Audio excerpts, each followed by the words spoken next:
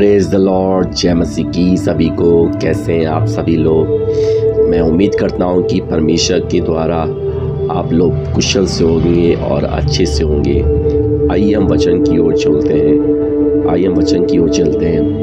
हम वचन खोलेंगे लूका रचित का 1:35।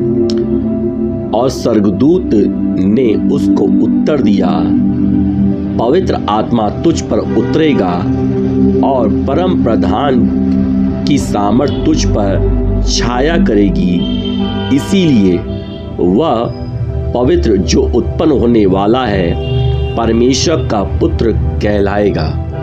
आमीन। आइए हम प्रार्थना करते हैं। धन्यवाद पिता परमेश्वर, धन्यवाद यीशु, धन्यवाद पिता परमेश्वर कि आज के वचनों में जो आप हमसे बातचीत की है पिता परमेश्वर, आपको धन्यवाद देते हैं पिता परमेश्वर की आगे की पिता परमेश्वर जो वचन होंगे पिता परमेश्वर, उसमें भी आप हमारी अगुवाई करेगा पवित्र आत्मा कि हमें क्या बोलना है पिता परमेश्वर।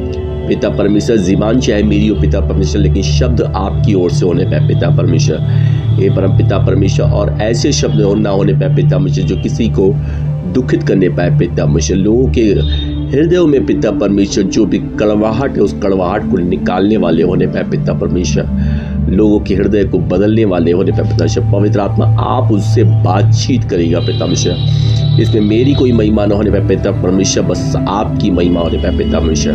मैं विश्वास करता हूँ पिता परमेश्वर, हमारी प्रार्थना को आपने सुना, आपको धन्यवाद देते हैं। इसी विश्वास के साथ प्रार्थना को प्रभु यीशु मसीह के नाम से मांगते हैं, सुन और कबूल कर। आमीन आमीन।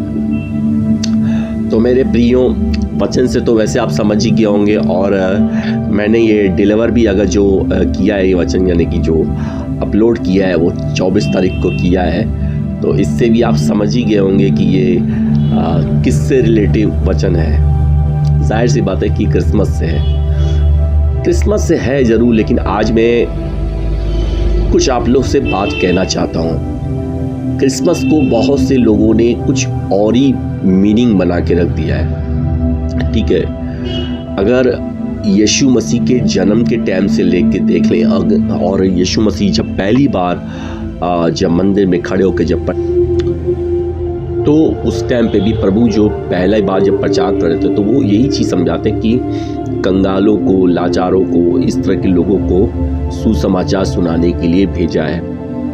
अगर आप प्रभु यीशु मसीह के शुरुआत से लेकर जीवन काल तक, अगर विशेष तौर पे जब से उन्होंने अपनी सेवकाई चालू की, जो कि 3.5 साल कही जाती है, पर मेरा पता नहीं, कोई दिल मानता नहीं कि परमेश्वर ने सिर्फ 3.5 साल सेवा की होगी। हाँ, ये ज़रूर मैं मान सकता हूँ कि प्रभु यीशु मसीह ने पूरी तरह से जो होता है डेडिकेट, परमेश्वर के प्रति समर्पित होना और लोगों को छुटकारा देना, उस तरह का काम जो है परमेश्वर ने, प्रभु यीशु मसीह ने ज़रूर और ज़रूर जो है वो 3.5 साल, यानी कि जब 3.5 साल का जो पहला साल और पहला दिन था तब स्टार्ट किया होगा, वो मान सकता हूँ मैं।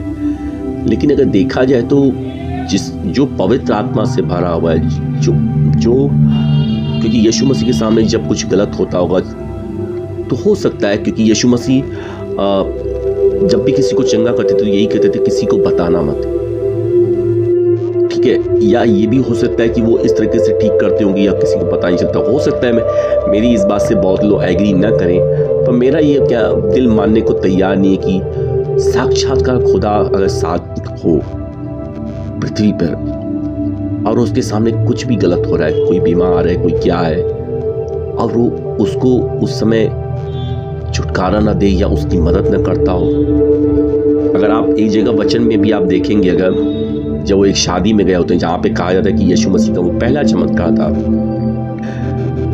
तो वहाँ पे एक दाखरस खत्म हो जाता है, ठीक है। दाखरस खत्म हो जाता है तो वो उनकी माँ जो होती है, मरियम माँ, वो कहती है उनको कि बेटा दाखरस खत्म हो गया है।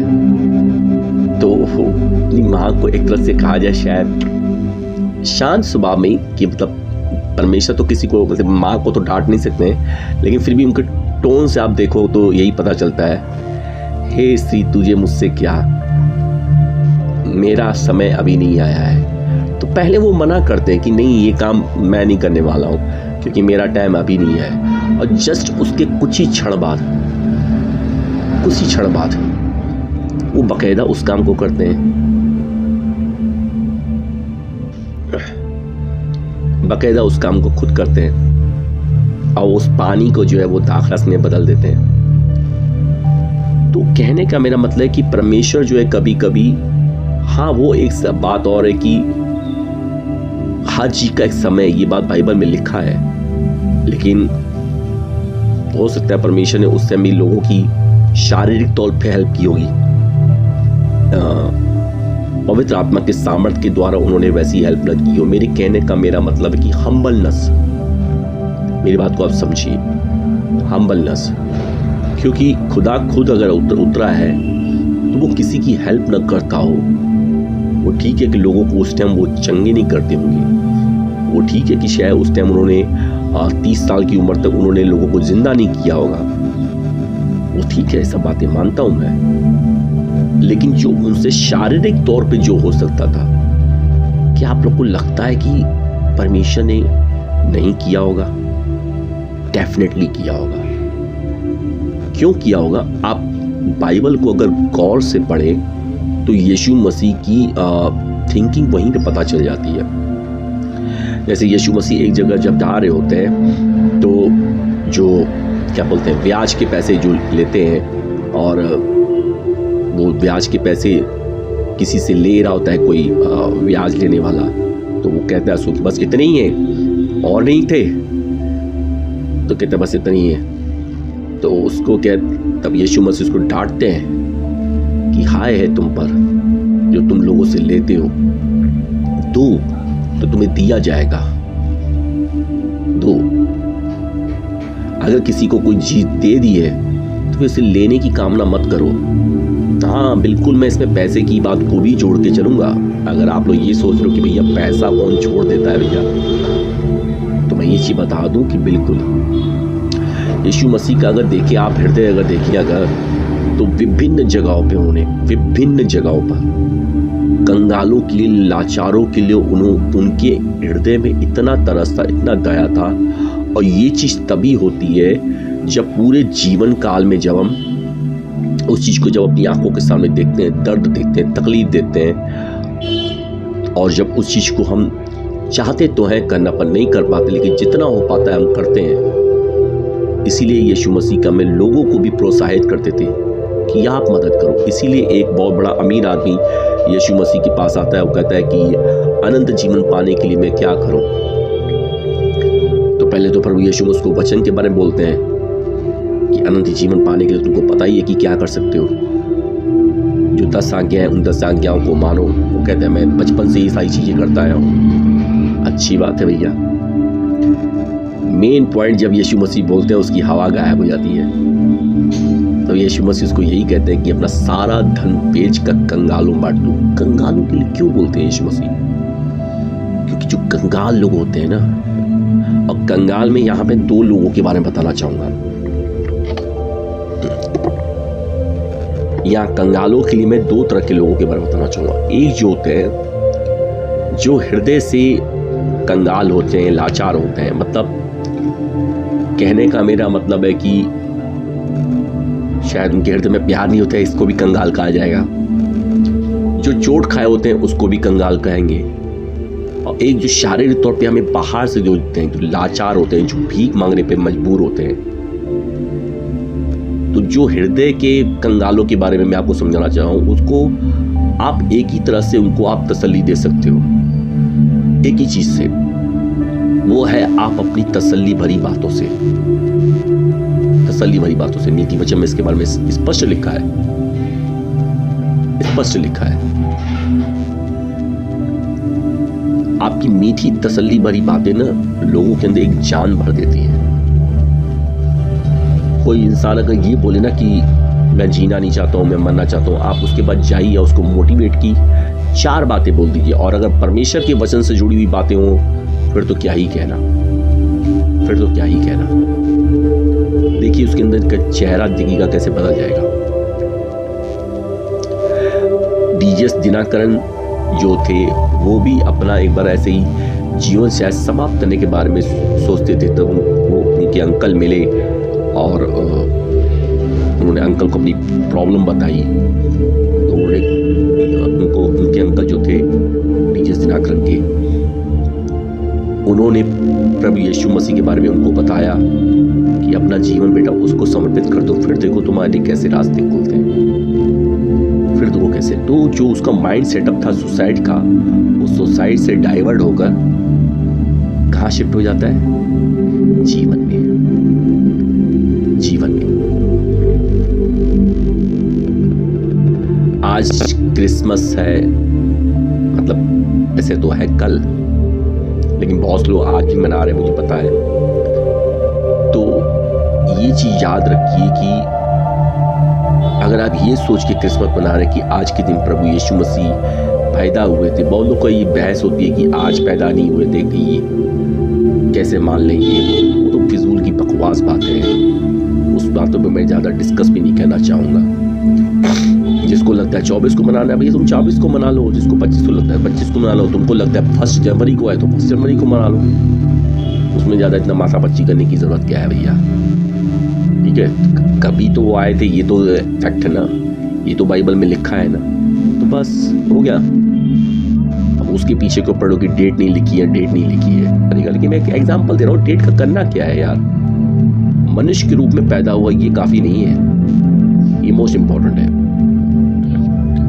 तो मेरे प्रियो, आज अगर आप क्रिसमस मना रहे हैं और ये सोच के मना रहे हैं कि आज हम जो भी सेलिब्रेशन करेंगे उससे परमेश्वर खुश होगा, तो एक चीज याद रखिएगा, परमेश्वर हमारे हृदय की भावनाओं को और हमारे किए गए सही कामों से वो प्रसन्न होता है। और काम भी ऐसे लोगों को दिखाने के लिए नहीं, काम ऐसे करो और ये सोच के भी मत करो कि मैं खुदा को दिखाना चाह रहा हूँ, खुदा तू देखू मैंने उस अपाहिज की मदद की, उसको व्हीलचेयर दी, मैंने उस अंधे को ब्लैक चश्मा पकड़ाया, या उस नंगे को कंबल उड़ाया। नहीं,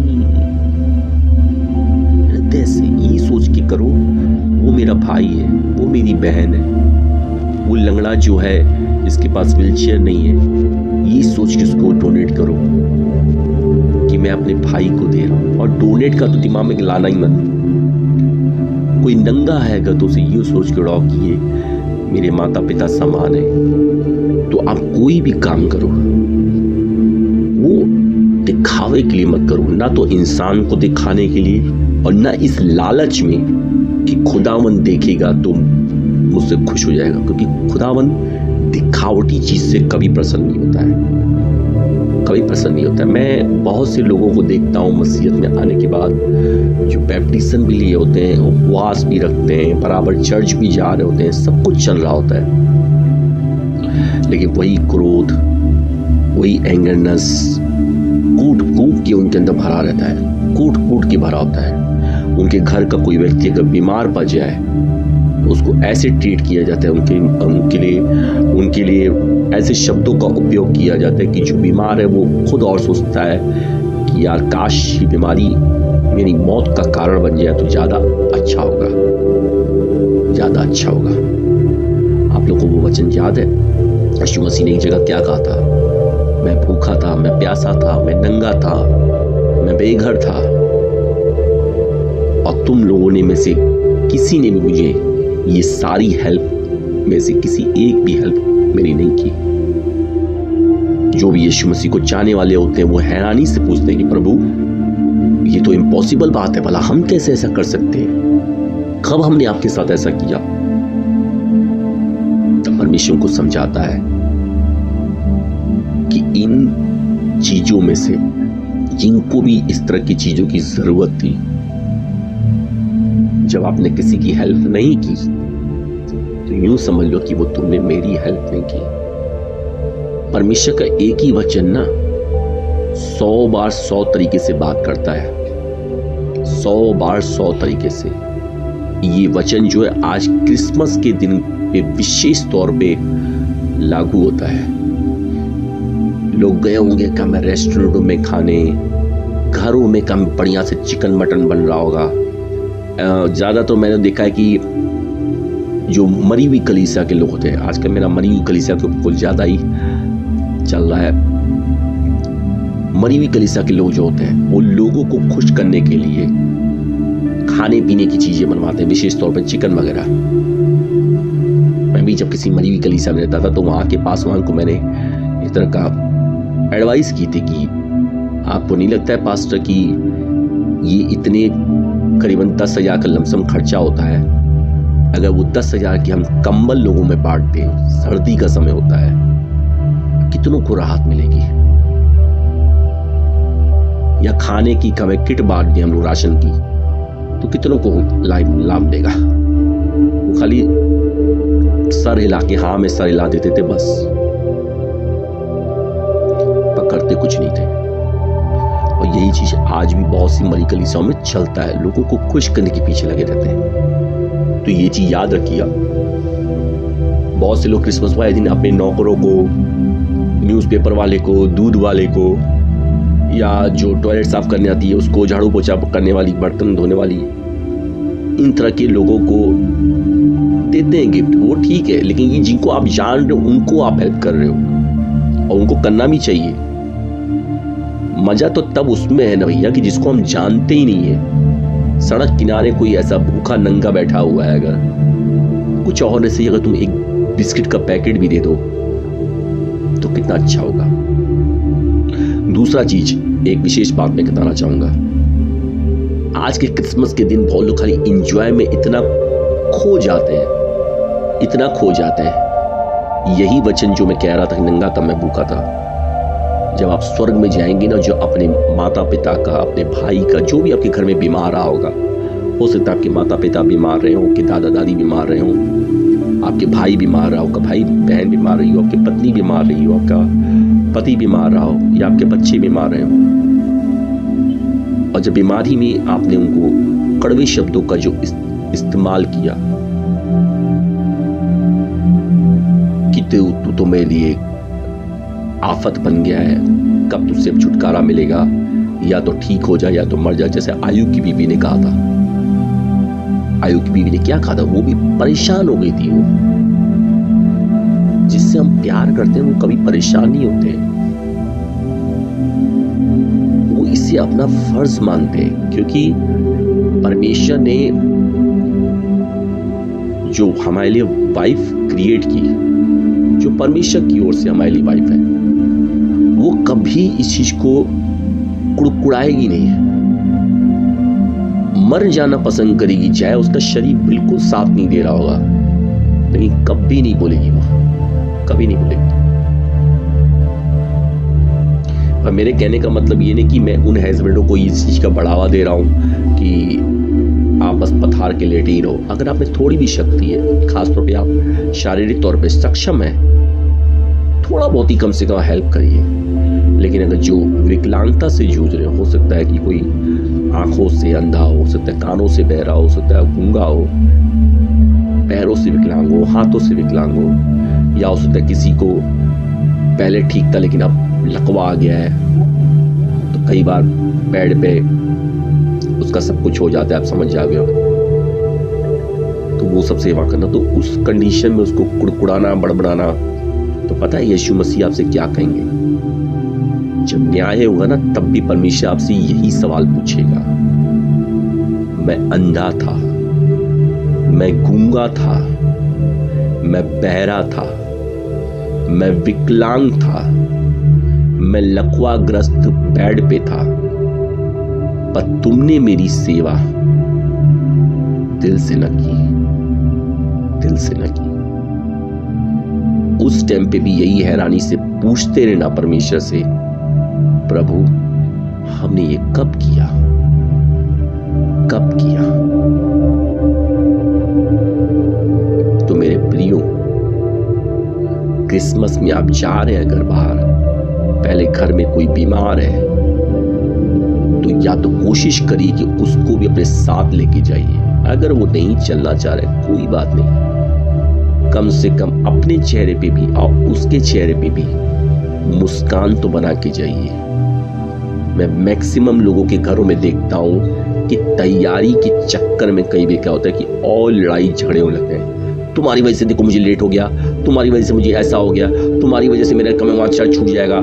अरे अरे अरे अरे अरे, मकसद क्या है चर्च का? सॉरी, चर्च कह रहा हूँ, मकसद क्या है क्रिसमस का? प्रभु में आनंदित होने के लिए, प्रभु में आनंद मनाने के लिए कि आज के दिन मेरा खुदावन इस पृथ्वी पे आया था।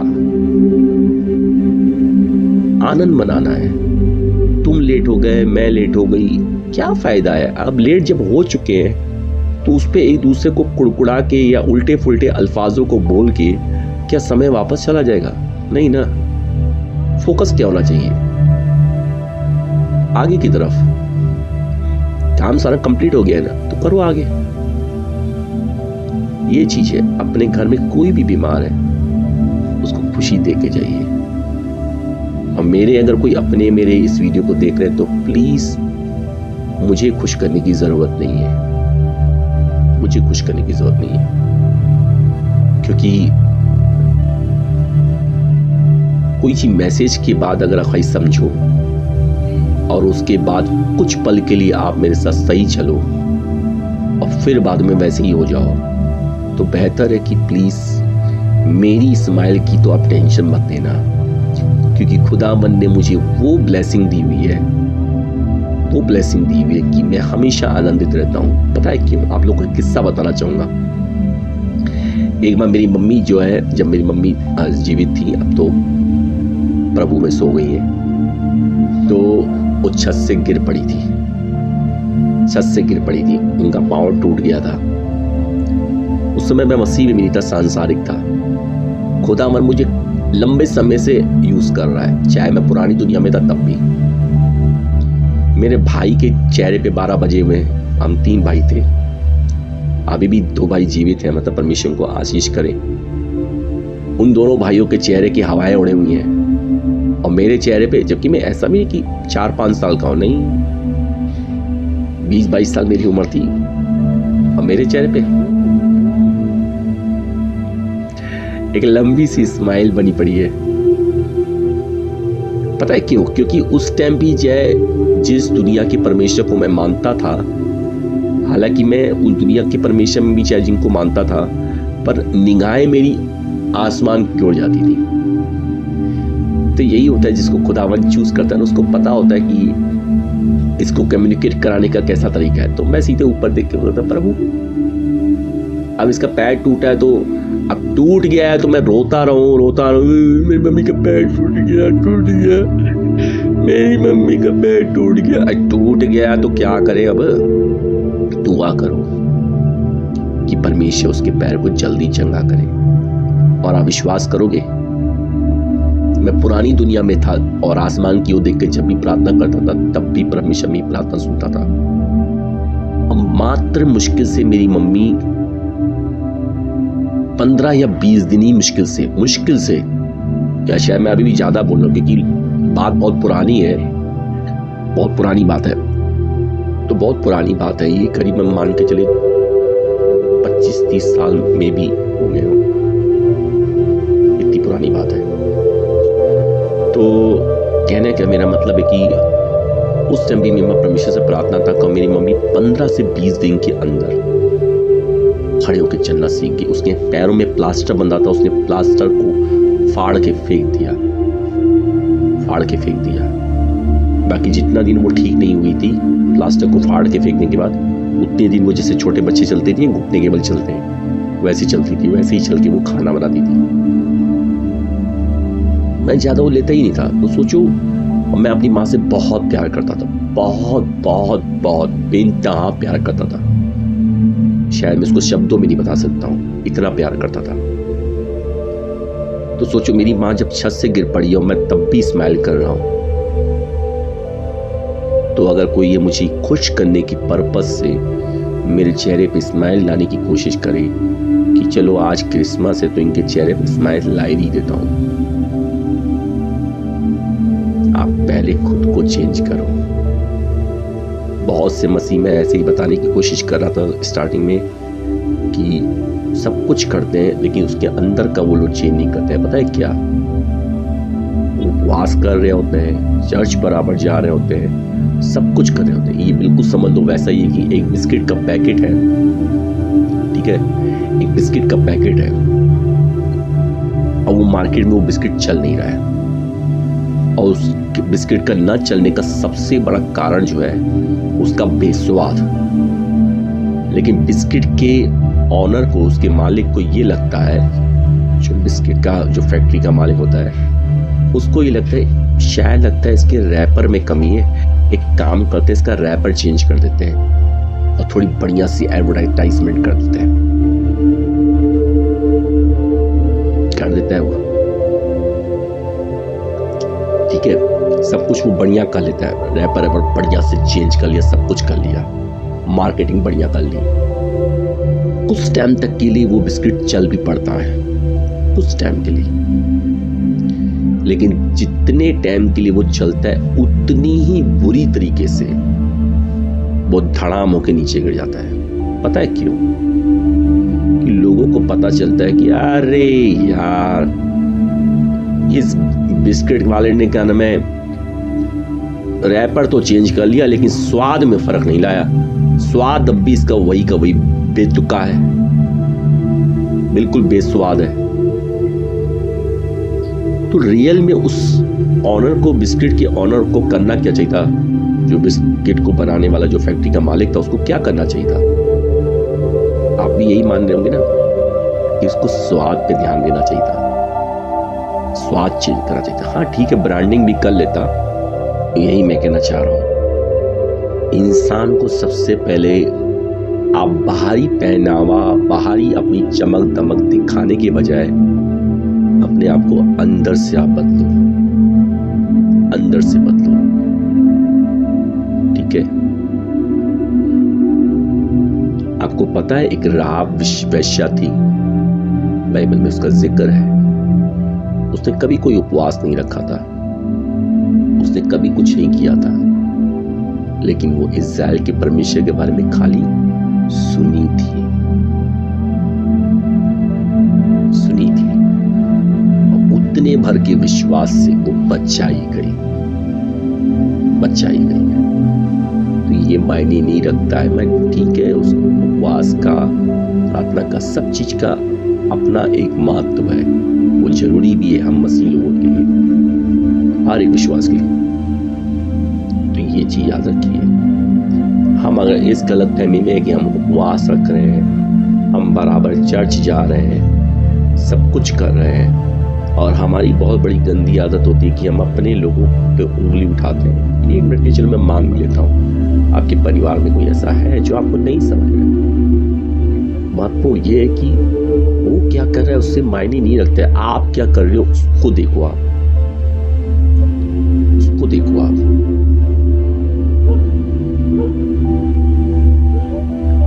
ये चीज होती है। तो मेरे प्रियो, अगर आज आप क्रिसमस मना रहे हो, आज या कल, तो गौर करिएगा आपका क्रिसमस मनाना कैसा है। और सिर्फ क्रिसमस वाले दिन ही नहीं, बल्कि क्रिसमस के दिन ही नहीं, बल्कि हर दिन आपका हृदय जो है वो हम्बल होना चाहिए, वो सही मायने में क्रिसमस होगा। आप ऐसा करके देखिए, आप खुद हैरान हो जाएंगे, आपके घर में ब्लेसिंग चल के आएगी।